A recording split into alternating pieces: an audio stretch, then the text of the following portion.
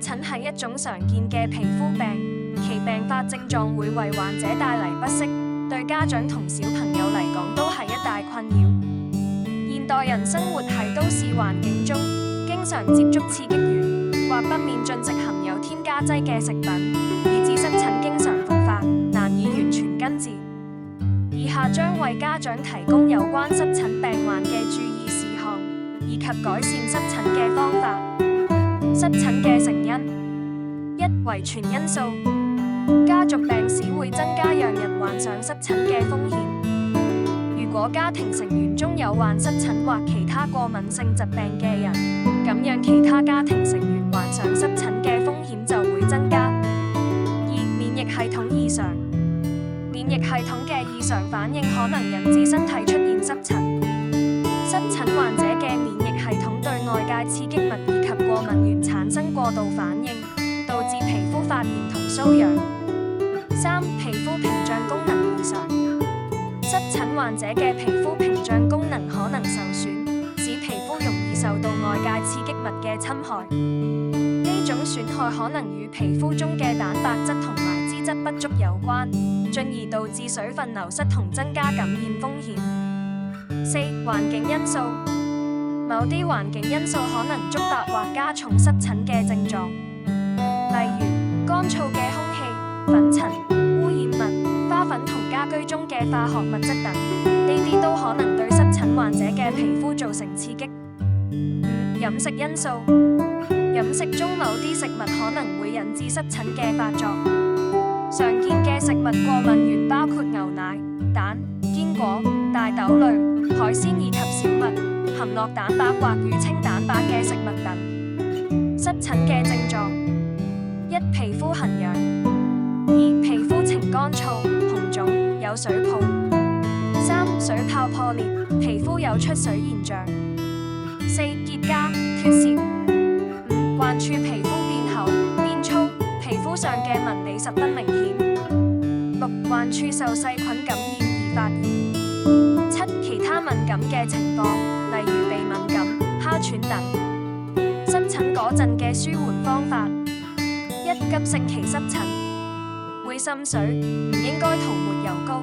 唔適合外塗任何油膏、乳膏，應該用紙巾或者紗布包裹，或者可以用生理鹽水清洗傷口、糜爛位置等，再用油性敷料包裹，減低細菌感染嘅機會，避免接觸水。沖涼盡量唔好用熱水沖洗。二、慢性濕疹，若患者已無滲水，濕疹傷口已經結痂，可用乳膏 cream， 或者沖涼之後可用乳液 lotion。如果開冷氣，皮膚感到乾燥痕癢嘅話，可用油膏塗抹，例如紫雲膏、椰子油、甘油，因為油膏鎖水力較強，能舒緩痕癢。子女患有濕疹嗰陣嘅日常護理，相信唔少父母得知子女患上濕疹，難免會感到心痛，同時小朋友都會感到不適同唔開心，所以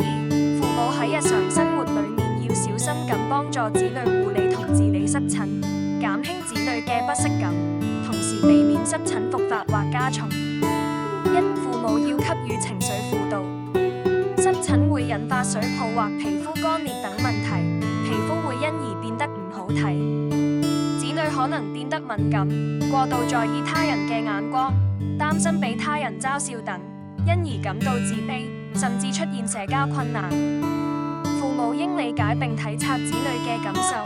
給予佢哋情感上嘅支持同安慰，耐心咁解釋濕疹係唔具傳染性，鼓勵小朋友坦然接受並如常參與社交活動。父母都可向老師解釋，好讓老師以及同學們了解孩子嘅狀況，防止小朋友因為臉上嘅紅斑、變厚同變粗嘅皮膚而俾同學排斥。二、避免接觸環境刺激源，小朋友應避免使用肥皂、含香料嘅清潔劑或消毒藥水沖涼，可以用醫生建議嘅代替品同潤膚劑嚟滋潤皮膚。穿着御寒衣服，如羊毛衣、絨褸嗰陣，唔好直接同皮膚接觸，應以棉質衣物相隔。清洗衣物嗰陣，應避免使用過量洗衣粉及要將洗衣粉徹底底清洗乾淨，避免用地氈、絨沙發以及絨毛玩具，因為呢啲毛茸茸嘅物件會堆積大量灰塵。避免飼養有毛嘅寵物同種植有花粉嘅植物。3. 避免進食過敏食物，含有酪蛋白與清蛋白嘅食物、高油脂食物、甜食、含有麩質嘅食物、甲殼類海鮮、含有食物添加劑嘅食品。4. 身體內部調養，Omega-3有助減低體內嘅發炎反應，減少皮膚病變嘅機率。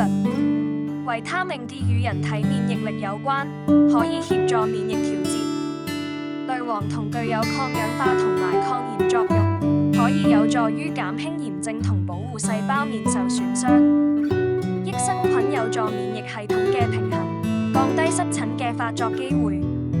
攝取足夠水分，令皮膚唔會缺水乾燥。5. 保持乾爽身體，經常保持室內涼快，以免小朋友因過熱而流汗。盡量避免喺猛烈陽光下參與戶外活動，以免因出汗過多而刺激皮膚。當天氣炎熱或進行運動嗰陣，應常備濕毛巾抹汗，同時運動後應盡快沖涼。最後，當子女患有濕疹嗰陣，除咗需要及時治療外，家長嘅陪伴同慰問亦係非常重要。佢哋需要家長嘅支持同關愛，以幫助佢哋度過呢個艱難時期。同時，如果子女能夠擁有一個良好嘅心態嚟應對疾病，咁樣佢哋將更有勇氣同力量去克服困難。